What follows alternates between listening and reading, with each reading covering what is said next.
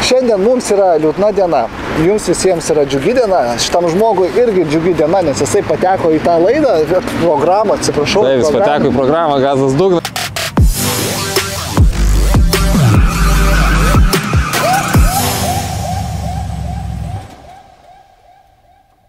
Gerai, draugai, viskas, mūsų metų konkursas baigėsi ir šiandien jau paaiškės, kuriam iš jūsų atiteks Volkswagen Šarūn ir jį jums dovanoja OBD11. Taip, tad neužmirškite, jeigu perkate OBD11 prietaisą, tai visada galite įsigyti jį pigiau pasinaudodami nuolaidos kodu Gazas dugnas ir šitaip gausite 10% nuolaidą. Gerai, o mes einam pas OBD į svečius ir netrukus jau paaiškės, kamgi atitenka Šarūnas. Liūdna kažkaip.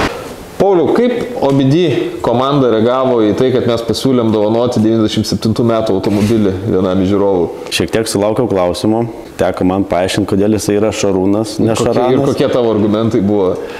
Tai, kad čia yra projektinis automobilis, tai yra didelė Gazas dugnas projekto dalis ir tai nėra šiaip Šaranas, dizelis kažkoks su žeminiam tiesiog padangom. Tai yra tiesiog automobilis vertas didesnio dėmesio. Kiek žinau, OBD11 visa istorija prasidėjo nuo Volkswagen Audi grupės automobilio, ar ne? Taip, vagam ir Android platformai, telefonam. Tada jisai tobulėjo, iš pirmos generacijos prietaisų atsirado antra generacija ir atsirado kiti automobilių gamintojai dar dasidėjo, bet visa istorija prasidėjo nuo būtent VA grupės. Ir netgi panašių metų galima sakyti Volkswagenų, negu kad mūsų Šaras, ne? Taip, taip. Idėja visą gimė turbūt būtent nuo tokių pačių. Taip, tai konkursas dėmesio sulaukė tikrai nemažo. Dabar paskaičiau, ryte buvo apie 3600 komentarų ir sąlygos buvo labai aiškios ir paprastos. Tai reikėjo užtaginti 2 draugus, pasiekti Gazas dugnas TV Instagramą, OBD11 Instagramą ir susikurti nemokamą akauntą OBD11 tinklapyje. Nes mes visas sąlygas patikrinsim. Patikrinsiu aš, ar sekamas Gazas dugnas TV Instagramas, Paulius patikrins, ar sekamas OBD11 Instagramas ir ar yra akauntas. Nu ir mūsų atrankos programa patikrins, ar yra užtaginti 2 draugai. Taip, tai kaip ir minėjau, sąlygos yra aiškios, visi dalyviai turėjo jų laikytis, tam, kad viskas vyktų sąžiningai. Tai dabar užstačiau, kad rinktume vieną nugalėtoją, bet ir 2 atsarginius variantus. Ir dar pažymėjau, kad būtų unikalūs vartotojai. Tai reiškia, kad jeigu bandėt rašyti ne vieną, o kelis komentarus, tai jūs užskaitysim kaip vieną dalyvį, kad nebūtų jokių sukčiavimų. 3, 6, 4, 5, tai dar 20 prisidėjo. Dabar tikrinami komentarai. Įdomu, ar bus prabrokuotų komentarų, nes bent jau aš net pats skaitydamas komentarus mačiau, kad ne visi teisingai atliko. Mes šiaip Izidorius vakarais ne knygą skaito, o komentarus. Kiekvieną vakarą įsijungiu, paskaitau, kas katagina. Viskas.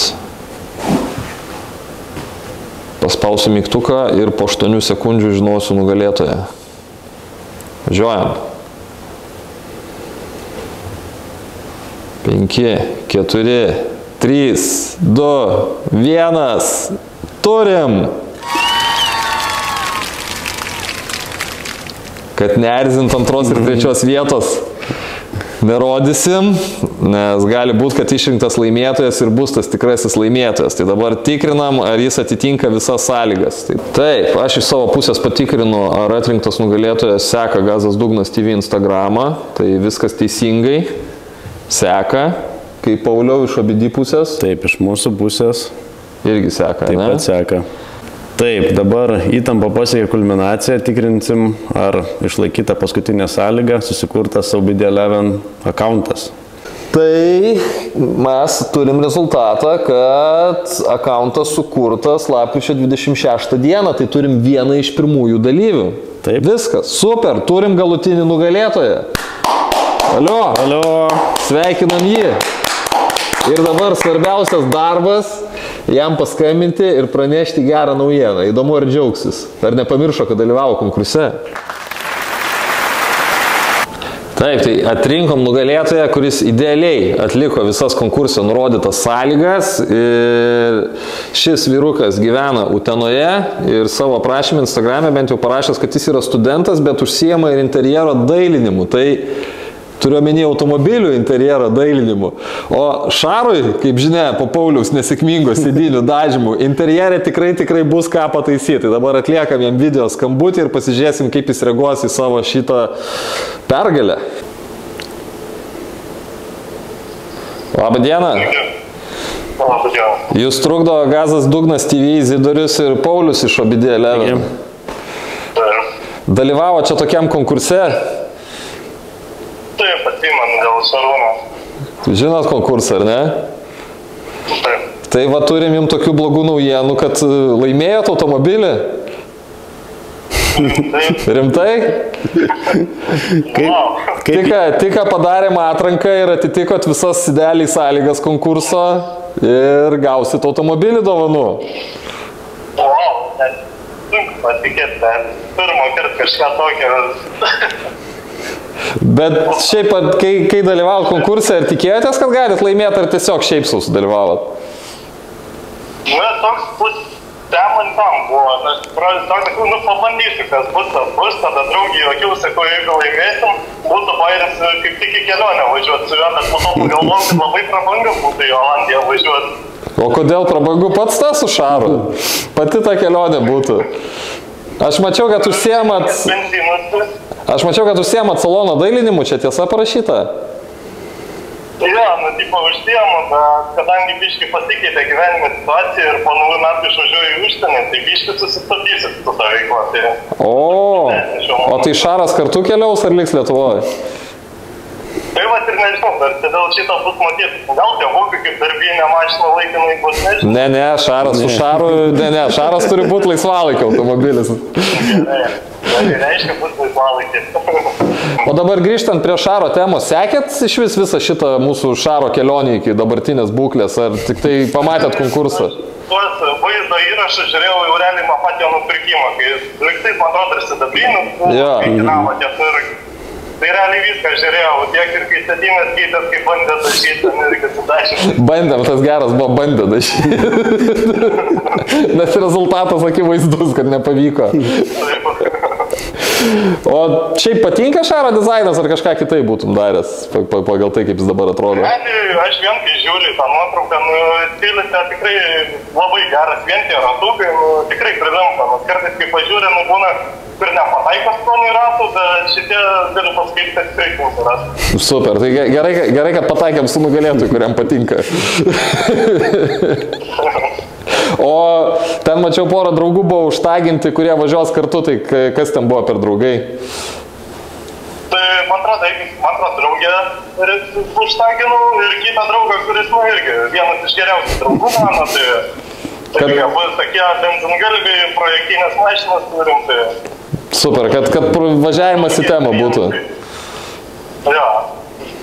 Tai gerai, viskas, tada dar kartą sveikinam nugalėjus ir susirašom, lauksim atvykstant atsimti automobilį.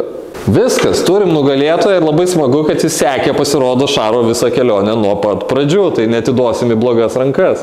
Kaip nuotaikos oficialiai perlidus Šarūną į kitas rankas ir netekus jum Šarūną? Ai, dar kol kas nieko, bet žinau, kad labai bus gaila, kai reikės raktelis į rankas paduoti, nes dar toks yra dabar Šaras, jis toks dar mūsų, bet jau ne mūsų, žinai, dar stovi kieme, bet dar nepadovanotas niekam, tai dar, nežinau, gal reiks dar slapta pasiimti raktus, pralėk dar kur nors šiek tiek per miestą prasinešti vakare. Reikia nueiti pasikalbėti su juo, atsisveikinti. Nes jeigu stovi servise, žinai, ką reikia daryti, kad jis negestų. Reikia visada, jeigu išeini paskutinis iš darbo, reikia būtinai nueiti per stogą, patapšnoti prieš šviesas užgesinant, turi atsisveikinti. Tai vas Šarui tą patį padarysim, biški reiks padaužyti per stogą, kad jau galutinai atsisveikinti, kad gerai tarnautų. Sandrius? Taip, Sandrius. Sandrius ar Sandrius? Sandrius. Pagaliau atėjo ta diena, kai atvažiavo naujasis automobilio savininkas ir man tenka atsisveikinti su Šarūnu. Pauliui iš tikrųjų taip skaudėjo širdį, kad jis net nepasirodė, dabar sėdi namie ir verkia. Nes kai pradėjo važinėti su Audi TT, tai sakė, kad TT važiuoja prašiau Šarą, nes Šaras tikrai komfortiškesnis automobilis. Tai, Sandriau, dabar jau, kai susigulėjo visi įspūdžiai, ar jau galutinai patikėjai, kad šis automobilis tikrai tavo? Taip, tikrai patikėjau jau galutinai jau. O šiaip, tikėjai dalyvaudamas konkurse, kad laimėsi šį automobilį, ar ne? Kažkiek minčių buvo ta juoko forma, kad laimėsiu, bus važiuot, kuo vis tiek benzinukas, visą kitą. bet nebuvo to tokio, kad 100%. Neužmirškit, kad YouTube galite pasižiūrėti pas mus visą Šaro istoriją, koks jisai buvo ir koks liko. Mes jums dabar galim parodyti šiek tiek sutrumpintą variantą. Prieš ir po.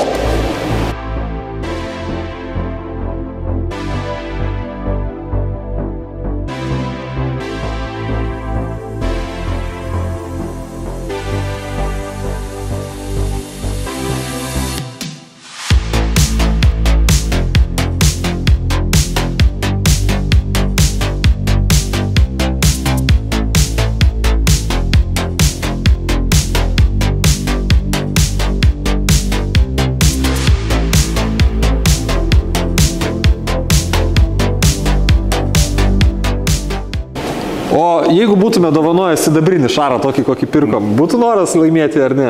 Tai realiai vis tiek būčiau bandęs, tipo, kodėl nepabandžius laimės, ar pasiseks ar ne. Nu, bet dabar vis tiek smagiau, ne? Toks išskirtinesnis automobilis. Dabar, kai pamatei Šarą gyvai, ar nuvylė, ar tokio ir tikėjai, ar kaip tik nustebino? Tokio realiai ir tikėjausi, nes ir nuotrauką žiūrėjau ir sakau, gyvai tikrai bus tas pats vaizdas, tikrai geras vaizdas, jo koks ir yra nuotraukose. Panieko blogiau nėra ko tikėtis. Tikrai neblogesnis, neblogesnis, ne? Nu, dar pasižiūrėsi, kokia bus reakcija, kai išvažiuosi į gatvę. Tai dabar kokie planai su Šarūnu?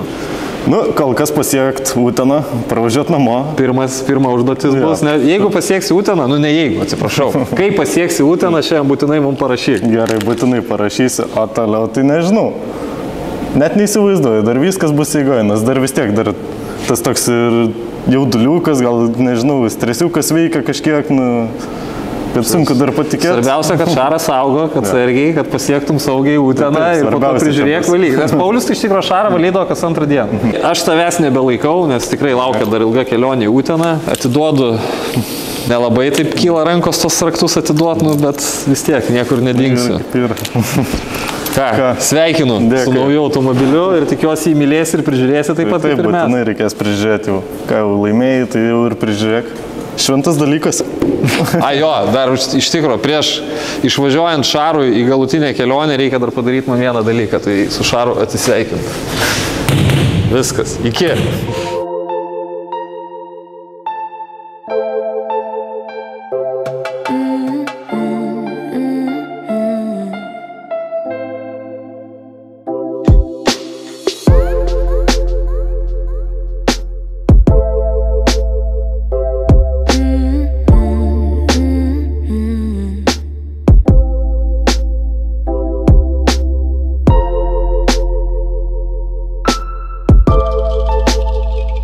Viskas, Šaras išvažiavo, dėja teko mums su juo atsisveikinti.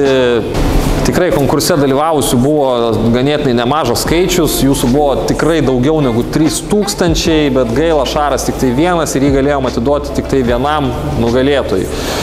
Ir kad įsitikintumėt, kad tikrai nugalėtoją neatrinkom mes patys, nei aš, nei Paulius, o speciali programa, tai šio video aprašyme net įdėjau nuorodą su sertifikatu, kad žmogus, kuris laimėjo Šarą, tikrai buvo tas burtų keliu atrinktas nugalėtojas. Tai dar kartą ačiū Obidija Eleven, kurie suteikė galimybę padovanoti Šarą vienam iš jūsų, o jūs neliūdėkit, bus naujų projektų. Jau turim Pauliaus TT, aš neužilgo pristatysiu savo naują projektą, bus naujų konkursų, tad neužmirškit sekti mūsų socialiniuose tinkluose ir neužmirškit laukti naujų video. Bet viskas, šiandien aš atsisveikinu. Iki.